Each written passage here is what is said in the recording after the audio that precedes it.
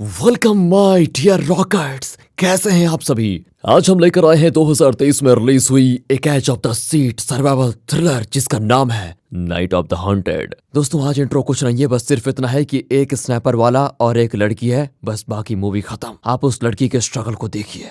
बाकी दोस्तों अगर आप चैनल पर नए हो तो सब्सक्राइब जरूर कर दीजिएगा, मोटिवेशन मिलता है ना। मूवी की शुरुआत में एलिस नाम की औरत को दिखाते हैं जो इस मूवी की हीरोइन है। उसका हस्बैंड विलियम उसे कॉल करके पूछता है कॉन्फ्रेंस कैसा रहा और तुम घर कब आ रही हो। एलिस कहती है हाँ सब अच्छा था, मेरे साथ जॉन भी है, तुम फिक्र मत करो, मैं जल्दी आ जाऊंगी। विलियम कहता है कि तुम्हें तो पता ही है कि हम कई दिनों से बच्चा प्लान कर रहे हैं पर कुछ हो नहीं रहा, तो मैंने एक अच्छे डॉक्टर से अपॉइंटमेंट ले लिया है। एक काम करना, बहुत जल्दी पहुंच जाना, कल हम डॉक्टर के पास जाएंगे। ओके कहकर एलिस कॉल काट देती है। पर सच तो यह है कि जॉन उसका सिर्फ कलीग नहीं बल्कि एलिस का जॉन के साथ अफेयर चल रहा है और दोनों एक होटल रूम में है। फिर काम खत्म करके दोनों शहर की ओर निकलते हैं। रास्ते भर विलियम लगातार एलिस को कॉल करता है। जॉन को लगता है कि शायद विलियम को इनके अफेयर के बारे में पता चल गया है, पर एलिस कहती है अरे नहीं नहीं ऐसा कुछ नहीं है, तुम बेफिक्र रहो। कुछ दूर जाने पर जॉन देखता है कि ओह पेट्रोल तो बहुत कम है। एलिस उसे डांटती हुई कहती है कि यार इतनी लॉन्ग ड्राइव पे गाड़ी पे जा रहे हैं और पेट्रोल नहीं है, क्या भर के नहीं ला सकते थे तुम। लेकिन लकीली पास में एक पेट्रोल बंक होता है। एलिस जॉन को कंपनी का क्रेडिट कार्ड देकर पेट्रोल फिल करने को कहती है और खुद वहां के मिनी सुपरमार्केट में मस्त कॉफी पीने जाती है। जॉन तो पेट्रोल भरता है बाहर और एलिस अंदर जाकर कॉफी पीने लग जाती है। वो विलियम को मैसेज करती है कि मैं रास्ते में हूँ और जल्दी पहुंच जाऊंगी। कॉफी पीकर वो पेमेंट करने जाती है तो बिलिंग काउंटर पर कोई नहीं होता। एलिस कुछ देर वेट करती है और जब कोई नहीं आता तो काउंटर पर कॉफी के पैसे रखकर मुड़ती है तो देखती है वहां पर शेल्फ पर खून के छींटे लगे हुए हैं। एलिस एकदम घबराकर वहां से बाहर निकलने वाली होती है, तभी कोई उसके हाथ पर शूट कर देता है। खून बहने लग जाता है। ओह लगता है कोई स्नाइपर है जो बाहर से शूट कर रहा है। एलिस तुरंत नीचे बैठ जाती है, पर फिर भी वो लगातार गोलियां चलाए जा रहा था। एलिस शेल्फ के पीछे छुपकर जॉन को आवाज लगाती है, पर वो तो मस्त कार में ईयरफोन लगाकर म्यूजिक सुन रहा होता है। एलिस देखती है तो खून बहुत ज्यादा बह रहा होता है। वो अपनी शर्ट फाड़कर चोट पर पट्टी बांध देती है। वो शेल्फ के पीछे से जरा झांकती है, लेकिन स्नैपर ठीक उसी जगह पर एम करके शूट कर देता है। एलिस फिर चिल्लाती है कि जॉन हेल्प मी, पर कहाँ, वो आराम से म्यूजिक में मस्त होता है। अब एलिस शेल्फ के पीछे जाकर अपना मोबाइल निकालने की कोशिश करती है। वो जैसे ही पास पहुंचती है तो स्नैपर उस मोबाइल को उड़ा देता है। प्रोफेशनल लगता है। अब एलिस की कुछ समझ में नहीं आता कि कौन है स्नैपर और कहाँ से गोली चला रहा है और मुझे क्यों टारगेट कर रहा है। वो वहां पर लगा सीसीटीवी देखती है और वहां पर एक वॉकी टॉकी होता है जिसमें कोई ये पूछ रहा होता है कि एमिलिया तुम ठीक तो हो ना। एलिस देखती है कि वॉकी टॉकी बिलिंग काउंटर पर रखा हुआ है। अब वो उसको निकालकर मदद मांगना चाहती है, पर वो उठेगी तो स्नैपर शूट करेगा। अब वो जरा सोचती है कि क्या करूं, फिर एक चिप्स पैकेट उठाकर ऊपर फेंकती है। ठक, स्नैपर उसको शूट कर देता है। अब एलिस दिमाग लड़ाती है और दूसरी तरफ चिप्स पैकेट को फेंकती है और स्नैपर का ध्यान उस तरफ डाइवर्ट करती है। उसी वक्त वॉकी टॉकी हाथ में उठा लेती है। इसी बीच जॉन देखता है कि टैंक फुल करने के बाद भी गाड़ी में लो फ्यूल दिखा रहा है। वो बाहर आकर नीचे देखता है तो ओ टैंक लीक कर रहा होता है। यहाँ एलिस वॉकी टॉकी पर मदद मांगती है कि प्लीज पुलिस को कॉल कीजिए, मैं खतरे में हूँ। उस तरफ से एक आदमी पूछता है कि तुम कौन हो, एमिलिया कहाँ पर है। इतने में जॉन उस सुपरमार्केट का दरवाजा खोल कर आता है अंदर। एलिस उसे वार्न करने वाली होती है कि अचानक स्नैपर जॉन के गले में शूट कर देता है। वो मौत से लड़ता हुआ एलिस के पास आ जाता है, पर एलिस जरा भी हिलेगी तो स्नैपर फिर उसको शूट कर देगा। इतने में वॉकी टॉकी पर सुपरमार्केट का ओनर बात करता है। एलिस उसे बताती है कि एक स्नैपर ने मेरे दोस्त को शूट कर दिया है और वो मुझे भी शूट करने वाला है, प्लीज हेल्प मी। पर ओनर यही पूछता है कि मेरी वाइफ एमिलिया को क्या हुआ है। एलिस कहती है अरे मुझे नहीं पता आपकी वाइफ को क्या हुआ है, लेकिन अभी मैं बहुत खतरे में हूँ, एक स्नैपर मुझ पर लगातार गोली चला रहा है। अब वो आदमी तुरंत पुलिस को इन्फॉर्म करने का वादा करता है। फिर वो पूछता है कि अगर तुम्हारा दोस्त जिंदा है तो मैं एम्बुलेंस को कॉल कर दूं। एलिस कहती है वो मर चुका है। इस पर वो आदमी कहता है कि अरे जिंदा रहेगा भी कैसे, मैंने ठीक उसके गले पर मतलब एकदम निशाना लगाकर ऐसा शूट किया कि बचने का नाम ही नहीं था। तब एलिस को पता चलता है कि वॉकी टॉकी में सुपरमार्केट का ओनर नहीं बल्कि स्नैपर बात कर रहा है। एलिस घबरा कर वॉकी टॉकी फेंक देती है, लेकिन तब भी वो स्नैपर चुप नहीं रहता। वो कहता है कि चुपचाप वॉकी टॉकी उठाओ और मुझसे बात करो, वरना मैं नीचे आकर तुम्हारे माथे पे गोली से छेद कर दूंगा, समझी।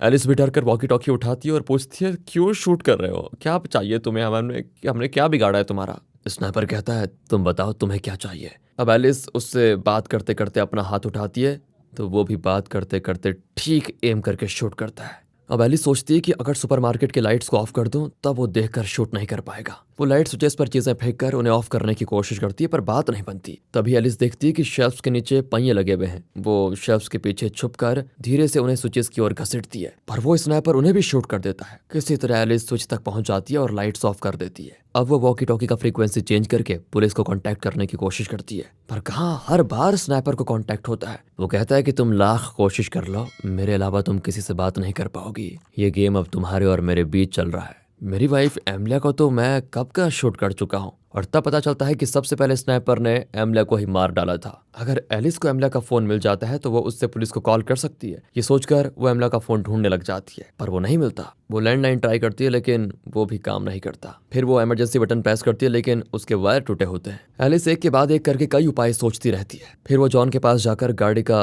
रिमोट की निकाल लेती है और उससे गाड़ी को अनलॉक करती है। लेकिन उस आवाज को भी स्नाइपर सुन लेता है और गाड़ी के लाइट्स को शूट करके ऑफ कर देता है। तभी सड़क पर एक गाड़ी गुजरती है जिसके लाइट्स एलिस पर पड़ती है। उस लाइट में स्नाइपर तुरंत एलिस के सर पर एम करता है लेकिन जस्ट मिस हो जाता है, वरना एलिस के सर पे गोली लग ही जाती। यहाँ एलिस स्नाइपर से पूछती है, सैडिस्ट कहीं कि मैंने तुम्हें क्या बिगाड़ा, तुम्हें क्या चाहिए मुझसे और मेरी जान लेने पे तुले क्यों हो तुम। वो कहता है कि तुम खुद याद करो मैं कौन हो सकता हूँ और तुमने मेरे साथ किया क्या होगा, ये तुम खुद याद करो तब ज्यादा मजा आएगा। इसकी बातें एलिस की बिल्कुल समझ में नहीं आती और उसका गुस्सा और बढ़ जाता है। उसके हाथ पर लगे घाव को इन्फेक्शन से बचाने के लिए वो कोई एंटीबैक्टीरियल लिक्विड निकालकर घाव पर लगाती है और एक प्लास्टर चिपका देती है। फिर वो एक पेन किलर निकाल कर खाती है। वहाँ ट्रे पर एक मिरर होता है जिसे एलिस एक रॉड पर फिक्स करके उसे ऊपर उठाती है। वो मिरर को सुपरमार्केट के ग्लास की ओर मोड़ती है जिससे बाहर आती जाती गाड़ी को देख जाए और एलिस चिल्लाकर उसका ध्यान अपनी ओर खींचे। तभी वो एक गाड़ी को पार्क होते हुए देखती है और एक आदमी सुपरमार्केट के अंदर आने वाला होता है। एलिस पहले चिल्ला देती है कि प्लीज अंदर मत आओ, एक स्नाइपर है जो आपको देखकर अभी शूट कर देगा,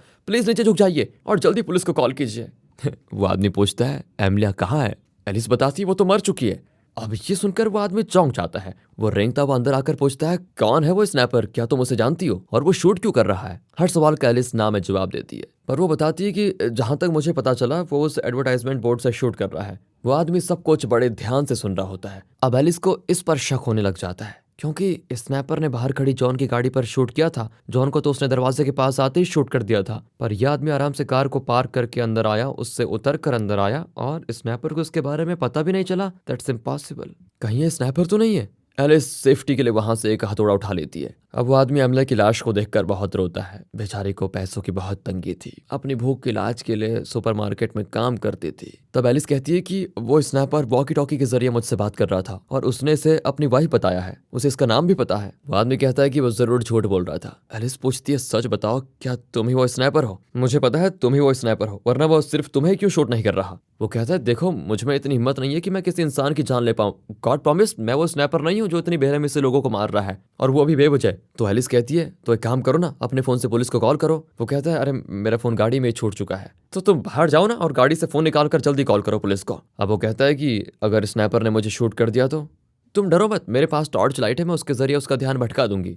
ऊपर से तुम्हारी कार तो सुपरमार्केट पार्किंग के कोने में खड़ी है, इस वजह से स्नाइपर तुमको देख भी नहीं पाएगा। तुम जल्दी जाओ, गाड़ी से फोन लेकर आओ, पुलिस को कॉल करो। पता नहीं चल रहा है ये कौन है। वो भी थोड़ी हिम्मत करके वहां से बाहर निकलता है और किसी तरह छुपते छुपाते कार के पास पहुंच जाता है। यहाँ एलिस टॉर्च की लाइट को हर तरफ फ्लैश करके स्नाइपर का ध्यान भटका रही होती है। वो आदमी कार का दरवाजा खोलकर फोन को देखता है और एक नजर उस एडवर्टाइजमेंट बोर्ड को भी देखता है। लेकिन इससे पहले कि वो फोन को उठाता, स्नाइपर एक शॉट से फोन को और दूसरे शॉट से उस आदमी के सर पर गोली मार देता है। इस तरह वो आदमी भी मर जाता है। अब ये देखकर एलिस परेशान हो जाती है कि ये मैंने इससे क्या करवा दिया। अब स्नाइपर एलिस से पूछता है वाह, तुम अपनी जान बचाने के लिए कितनों की जान लोगे, तुम्हें एहसास भी है कि तुम क्या कर रही हो।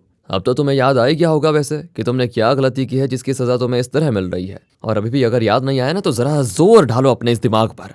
अब एलिस अपने और जॉन के अफेयर के बारे में सोचने लगती है कि मैंने अपने पति को चीट किया है। वो स्नाइपर से दोबारा पूछती है तुम हो कौन और तुम्हें चाहिए क्या, बस ये बता दो।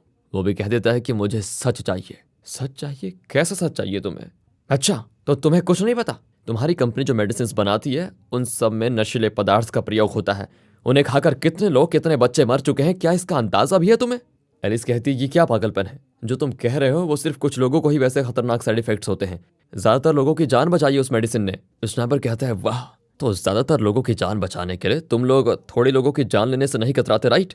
एलिस कहती है, अरे पागल आदमी, मैं उस फार्मा कंपनी में काम करती हूँ, ना कि वो मेरी कंपनी है। अरे मैं तो सिर्फ उस कंपनी की मेडिसिन को एडवर्टाइज करने वाली एजेंसी की वाइस प्रेसिडेंट हूँ। वो कहता है कि वाह, वो लोग जहर बनाते हैं और तुम उसे एडवर्टाइज करके ज्यादा से ज्यादा लोगों को उसके बारे में बताती हो। तुम्हें और उस फार्मा कंपनी में फर्क नहीं है, तुम एडवर्टाइज करती हो ये जानकर भी कि उस दवाई में जहर है। क्या तुम्हारी इसमें गलती नहीं है? क्या तुम पैसों के लिए कुछ भी एडवर्टाइज कर सकती हो?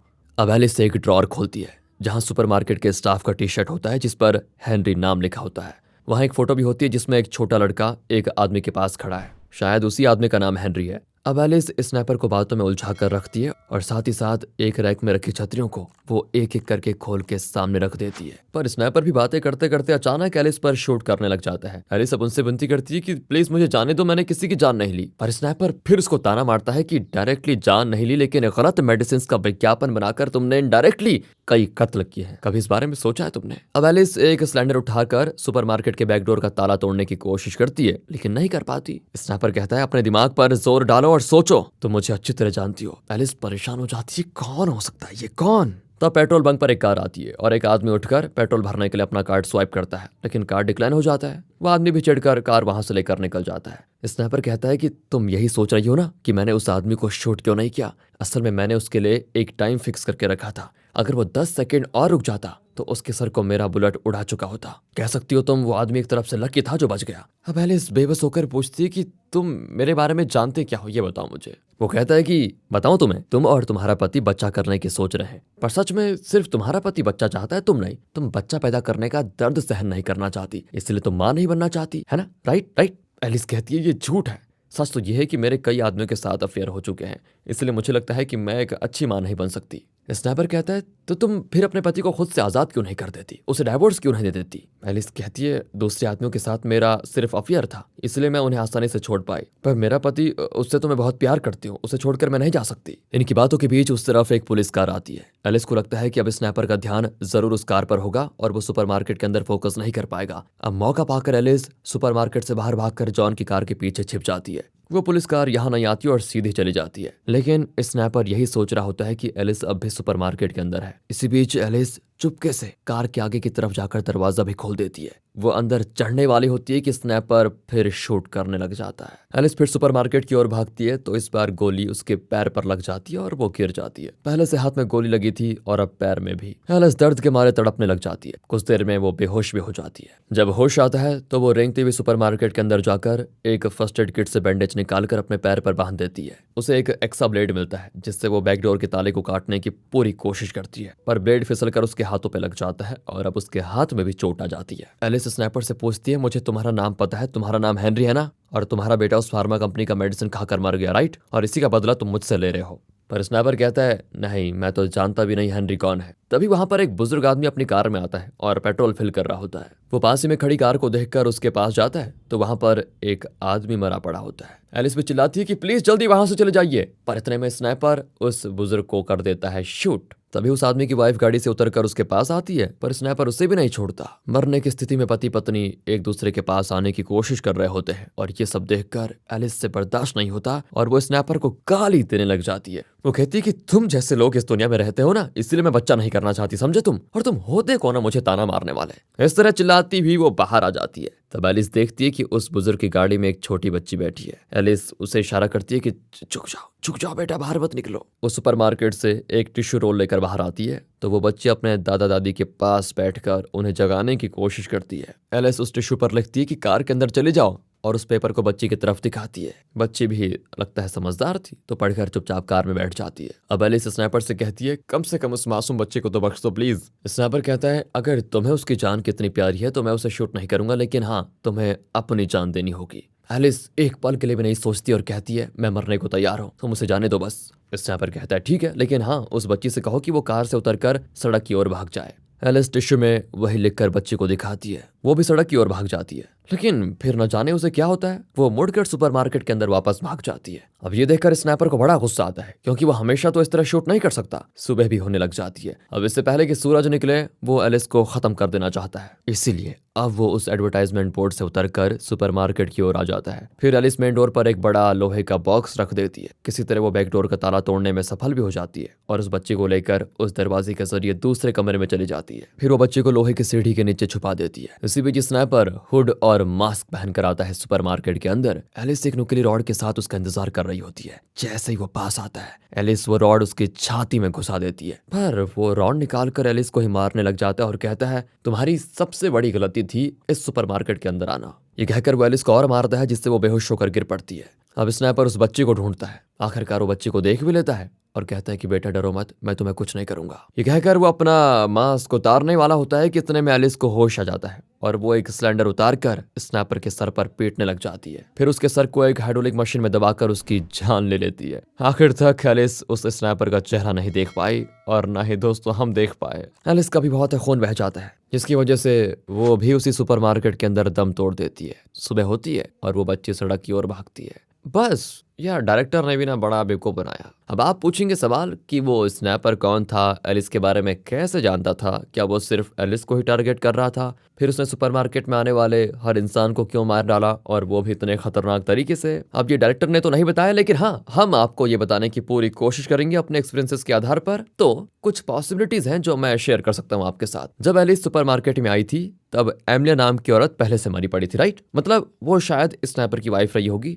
जो उसे चीट कर रही थी। इस वजह से स्नैपर ने उसे मार डाला, पर अनएक्सपेक्टेडली एलिस सुपरमार्केट में चली गई तो उसने एलिस को शूट कर दिया। मतलब एलिस एक तरफ से एक्सीडेंटली सुपरमार्केट में जाकर फंस गई। पर एक और चीज जो सोचने वाली बात है, स्नैपर को एलिस के बारे में इतना सब कुछ कैसे पता कि वो बच्चा करने की कोशिश कर रहे थे पर ये बच्चा नहीं होने दे रही थी, जबकि उसका पति होने दे रहा था। बहुत सारे क्वेश्चंस हैं। बाकी एलिस ने कुछ बातें तो खुद ही स्नैपर को बताई, जिससे शायद उसे अंदाजा लग गया था कि एलिस अपने पति को चीट कर रही है और इसलिए उसने एलिस को मार दिया। क्योंकि जब चीट करने पर उसने अपनी वाइफ को मार दिया तो उसने सोचा ये भी किसी को चीट कर रही है, इसे भी खत्म कर दो। नेक्स्ट गेस ये है कि एलिस ने उस ड्रॉर में जिस हेनरी का ड्रेस और फोटो देखा था शायद वही स्नैपर था, और जैसा एलिस ने गेस किया उसका बेटा उस फार्मा कंपनी के मेडिसिन खाकर मर गया। उसी का बदला लेने के लिए उसने एलिस को टारगेट किया। और तीसरा गेस ये है कि जब स्नैपर सुपरमार्केट के अंदर आया तो उसने उस छोटी बच्ची को मारने की कोशिश नहीं की, बल्कि वो उसके पास गया और अपना मास्क उतारने वाला था, पर तभी एलिस ने उसके सर पे वार कर दिया। मतलब बच्ची को देखकर उसे शायद अपने मरे हुए बेटे की याद आ गई होगी, इसलिए वो बच्ची से प्यार कर रहा था।